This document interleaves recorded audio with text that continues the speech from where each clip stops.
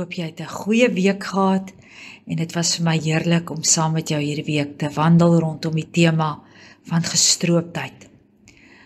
Vandag is ons teks Johannes 3 vers 30.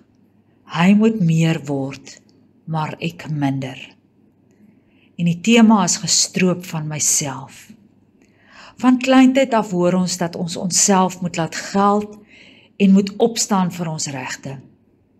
Wat seker goeie raad is, tot op die dag dat ons vir die Here ook wil begin voorskryf. Ons as mense het 'n diep begeerte in ons, om in beheer van ons eie lewe te wees, en ons lewe te stuur in die rigting wat ons dink die beste is. Tog sê Johannes iets anders. Here, ek moet minder word, en U moet meer word. Dit is die hoofdoel waarna ons as Christene elke dag streef. Aan die einde van elke dag moet daar minder van onsself oorbly en meer van Christus in ons lewens sigbaar wees. Ons moet elke dag al hoe meer afhanklik van God raak. Soos ons lees in Matteus 5, geseënd is die wat weet hoe afhanklik hulle van God is, want aan hulle behoort die koninkryk van die hemel. Die doel van jou geestelike lewe is om totale oorgawe aan God te gee. Dit is wanneer hy alles geword het en ek niks. Die lewenslange uitdaging vir elke opregte navolger van Christus is om klein genoeg te wees, sodat God se grootheid in en deur ons sigbaar kan word.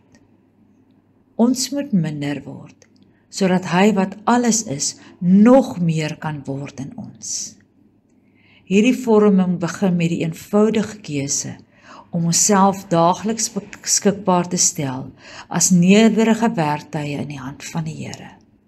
Om te bid dat die Here ons sal stroop van ons eie ekkigheid en nederig onder sy hand sal lewe.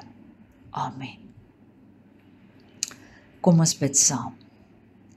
In die grys van die môre lig bring ek myself voor U, o God, gestroop van dit wat die wêreld van my weet.